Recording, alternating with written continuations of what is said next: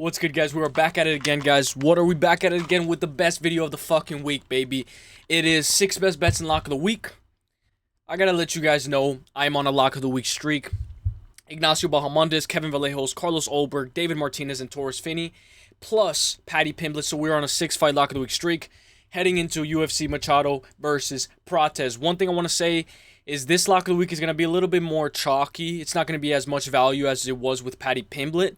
But the reason being is because I'm trying to lead this lock of the week streak heading into 315. So bear with me, guys. Let's get it. Here we go. Without further ado, my first most confident pick of the week. But let me tell you what you're gonna get. 6 best bets, lock of the week, my most confident money lines, 2 bonuses, and of course a parlay section, which you guys have been seeming to love. So let's get it. Here we go. 6 best bets in lock of the week. My first most confident pick of the week, baby. Let's get it. Let's get it. Let's get it. Who's it gonna be? Roberto Romero, 8-4-1. One thing I want to say is, with Roberto Romero, we know what we're going to get with Roberto Romero. Sometimes he can make a little bit of questionable decisions. -125 for Roberto Romero versus Timmy Kwamba, -102. Roberto Romero is coming off of that loss to David Onama. By the way, both of these guys don't have one win in the UFC yet.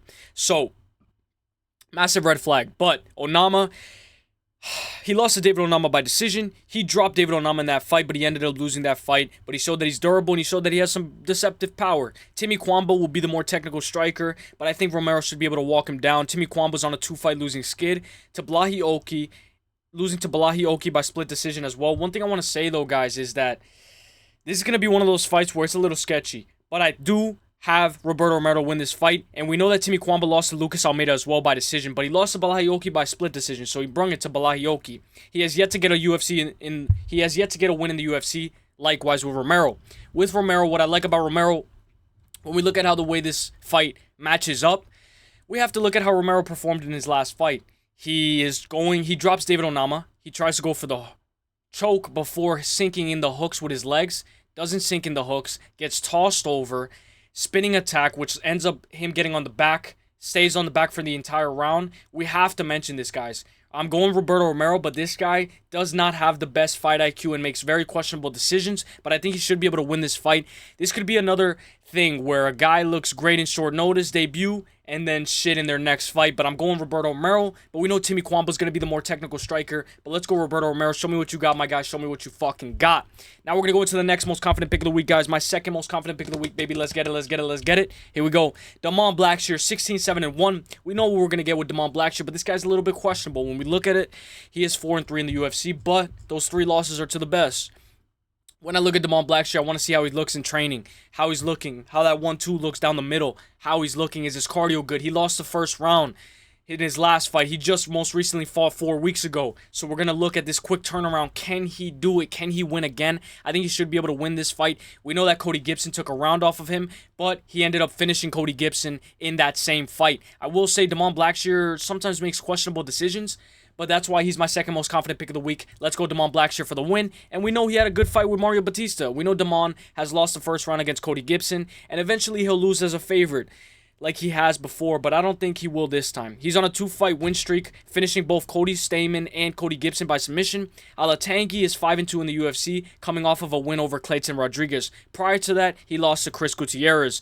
Blackshear to get the job done by submission on points after losing the first round for me. Let's get it. Now we're going to go into my third most confident pick of the week, baby. Let's get it, let's get it, let's get it. My third most confident pick of the week. Who's it going to be? Who's it going to be? Let's get it. Take a guess right now. Let's get it. Here we go. Evan Elder. We know Evan Elder has a little bit of a tricky matchup in his hands.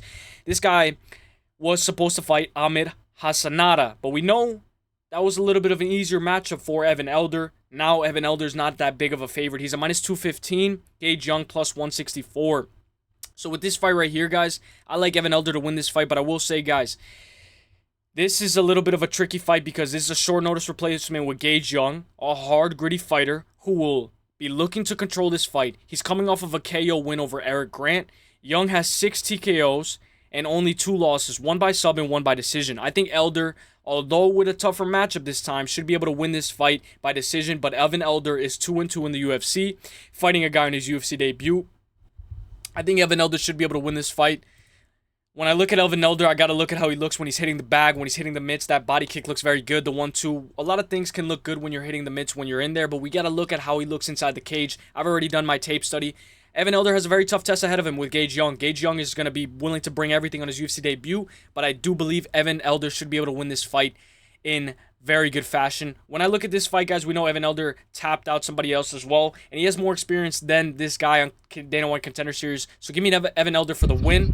Now, when we go to this...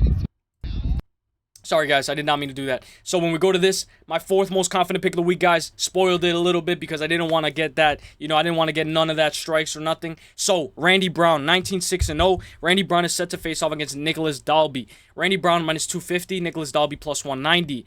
Nicholas Dalby dropped Renat Fakadinov. He gave him a run for his money, losing by split decision. He has a win over Gabriel Bonfim, Muslim Salikov, Wally Alvarez, and Claudio Silva. So Nicholas Dalby is only 40 years old, but he's cardio king, and he's going to bring everything in this fight. I think Randy Brown should be able to win this fight. We know he went to a split decision with Brian Brattle. Randy Brown to take over this fight, work his kicks, find a way to win this fight. Dalby is 40. Cardio is not a problem for him, but we have to mention, I think Randy Brown does very well in 3-round fights, and I think he should be able to win this fight. Let's go, Randy Brown. One thing I want to mention is I love the way how he hits the pad. I like his style. I really like his style. He has very good head movement, always moving around, always light on his toes, always moving, never staying still. And the fact that he gave Brian Battle a very good tough test, I'm more confident in him to win this fight. Let's go, Randy Brown, for the win. I want to mention... This guy broke it down so good. Shout out to Strike Angle. Go follow him on Twitter if you guys want. Randy Brown enters this matchup with key advantages in size, output, and efficiency. He stands 5 inches taller than Dalby and owns a 5-inch reach edge. Brown lands more significant strikes per minute, absorbs less damage, and has superior takedown defense at 73%. His long frame, grappling tools make him a real submission threat once this fight hits the mat. Nicholas Dalby is a tough vet who has never been finished in the UFC, but he struggles with range management, rarely imposes his wrestling. He absorbs more than 3.5 strikes per minute and has a 26% takedown accuracy. If Brown maintains distance, stays patient, he should be able to chip away before potentially snatching a late submission or dominant decision. And I couldn't agree more with this guy, so shout out to this guy. Now, we're going to go into my lock of the week, guys. Let's go into my lock of the week. My 5th most confident pick of the week, guys. Don't give me too much slack. Let's get it. Here we go. Without further ado, let's continue this streak, guys, because I've already had enough slack. Let's get it. Here we go. Without further ado, let's get it.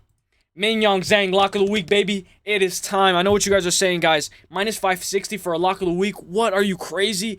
Versus Anthony Smith, who's plus 370 on his retirement fight. Zhang was finished by Oscar Mazurov, who we know faked his record and is one of the worst athletes of all time. But he was only 20 years old at the time, and he had a record of 5-5. But he has evolved so much since then. I will say, we know Zhang, he has lost before multiple times as well, so he's not undefeated. And he's been knocked out. So this is a real test, and I hope he's not taking it lightly. But I will say, guys, I like Zhang inside the distance. I really do. I like Zhang inside the distance, but you guys know me, guys. I'm just playing the game. Just give me Zhang, Ming Yang, money line at a minus 560. But I'm going to give you some options, guys. I'm going to give you some options to work with. So, Zhang by KO, minus 210. Zhang by first round KO, plus 115. Zhang by KO or submission is an option at minus 290. We know Zhang has gotten submissions before. Or Zhang by KO or on points at a minus 340. So in my opinion, I like Zhang by KO at a minus 210. I like Zhang by KO or submission at a minus 290. And of course, I like Zhang by KO or on points at a minus 340. I like those. I think he should be able to come in clutch, guys. And we're trying to play it safe, a little bit more safer this time, just to continue the streak. So don't give me too much slack. But I will say, guys, when I look at this, Zhang Mingyang has had some very good rounds with Sean Strickland, has put in the work in Extreme Couture as well. And this is a very good group to hang out with. Who do we see there? Michelle Pereira. So, iron sharpens iron, guys. And I do think that this is going to be an absolute banger scrap. Give me Zhang Mingyang to win this fight by knockout. Let's go, my guy. Let's go. When we look at this fight, guys, this is one thing I want to say. I think intercepting elbows are one of the best tactics that haven't been caught on in MMA yet, as they are great for countering aggressive strikers. Zhang Mingyang hit a slick one today at UFC Macau. Opponents enter with the hand trap, lead hook. Zhang folds the elbow over as soon as he feels the hands of his own. So, feels the hand of his own. So I will say, guys, I like this. I'm not going to show it, guys, but he landed a nice little clean elbow, and I think Zhang Mingyang should be able to win this fight inside the distance. Let's go, my guy, Zhang Mingyang, for the dub. But you guys know me. Let's get it. Here we go. Lock of the week, baby. Let's get it. Now, we're going to go into my 6th most confident pick of the week, baby. Let's get it. Let's get it. Let's get it. Let's get it. Here we go. Without further ado, let's get it. Let's go. Ian Machado Garry 15-1-0. One thing I want to say, guys, is Ian Machado Garry is a -138. Carlos Prates plus 108. Garry coming off of a 5-round full 25-minute war, losing a decision to Shavkat. Carlos Prates on an 11-fight KO streak. This is his toughest test yet for both of them. Today, at Media Day, Garry states he wants to beat Carlos Prates from the first minute to the last. Total domination. We know Garry has won 30-27 multiple times before in his career, but this is a 5-round fight. He has won the full 5 rounds before. I expect him to evade the 1-2s, the knees up the middle, and avoid the pressure from Carlos Prates, the forward pressure and counter-striking ability from Carlos Prates with his footwork. I think Garry's footwork is 10 times better than Carlos Prates, and I will say, guys, give me Ian Garry to win this fight. Let's go, Ian Garry, just money line at a -138. I think he should be able to win this fight, and I think he should be able to do enough, guys. I think he should be able to do enough. I think cardio should be on his side, footwork should be on his side, and he should be able to have good head movement. One thing, though, is that after he throws a 1-2, he tends to lean his head back. If Carlos Prates is doing his tape study, he might be able to catch him, but even if Garry gets dropped, I expect him to come back and prevail. One thing I want to say is this dude smokes American cigarettes, drinks Irish whiskey. Meanwhile, I'm Brazilian, having acai, and I'm more Brazilian than this guy. You guys know the trash talk builds up the hype a little bit more. Let's get it. All the trash talk. Let's go. And I wanted to show this. Select your player. Who are you on? Are you on Carlos Prates or are you on Ian Garry? A sick photo, guys. I love this. I like photos like this. I like posters like this. It looks like you're in a video game. So give me Ian Garry for the dub. Let's go, my guy. Now we're going to go into the first bonus. Here we go without further ado. The first bonus, let's get it, baby. Let's get it. Giga Chikadze versus David Onama. Plus 148 for Giga Chikadze. David Onama -102. -192.